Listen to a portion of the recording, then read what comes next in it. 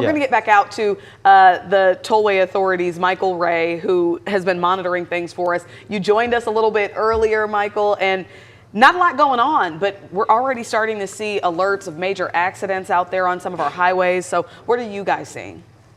Well, we're taking advantage of this lull, if you will. I don't want to get into, how it is when you cross lines with Pete. But I'll say, as Greg has been telling us, we've got a little bit of a break in the action, if you will, on most of our roadways. So we're getting the plows down to push the accumulated snow, sleet, whatever devil's mix it is on the roadway, get that off the roadway, and we're coming in behind it with sand to get ready for the next round. And that way we can kind of secure a base. The way we do it is we'll make one lane passable on all roads on our NTTA system that stretches across North Texas between McKinney, Cleburne, Dallas, of course, Frisco, etc.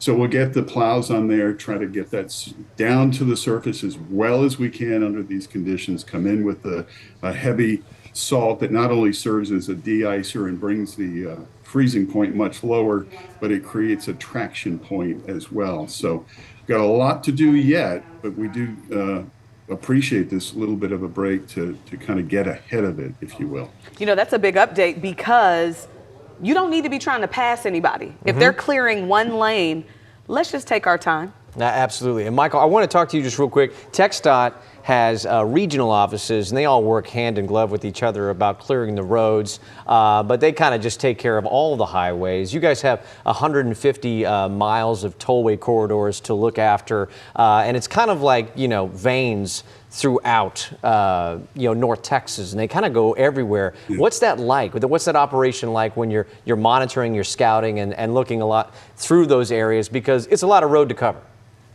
It is.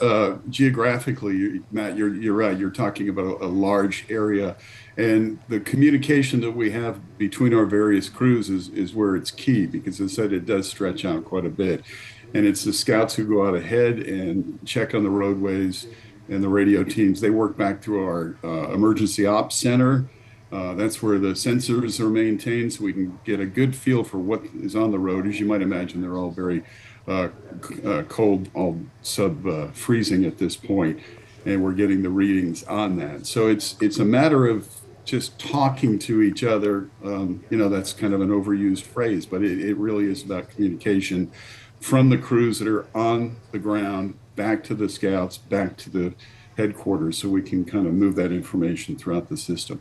Michael, you mentioned you guys were waiting earlier in the show this morning, waiting until there was enough accumulation to go ahead and start clearing the roads. You guys are about to start doing that, all your crews out there on the Tollway Authority. So how long do you anticipate that process is going to take for you to get North Texas cleared, get that one lane on all of your roadways?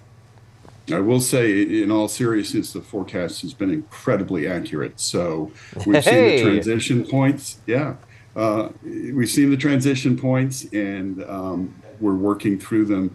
But we knew when we got into this, and each event, in my mind, is different from the ones that preceded it. But we knew it was going to be a long haul. So we go through, we do that one lane, we concentrate on keeping the roadways passable and open, and continuously improve through the event. So I still want to caution people, this is not the green flag at the Indy 500. If you do get out, understand that you're going to be getting out onto roads that are in the process of being improved.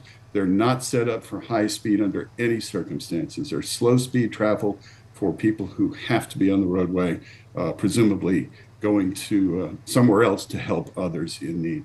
Yeah, that's a great way to put it. This isn't the Indy 500, as you mentioned, Michael. And yeah, give those crews some space if you see them out working, because they're trying their hardest to make the roads safe. And I didn't mean to interject when you were talking, but when you said the forecast is accurate, both of our meteorologists, Pete Delkus and Greg Fields, just kind of went like that. Like, yeah, we did it. But anyway, so appreciate you joining us this morning, Michael. Thank you so much.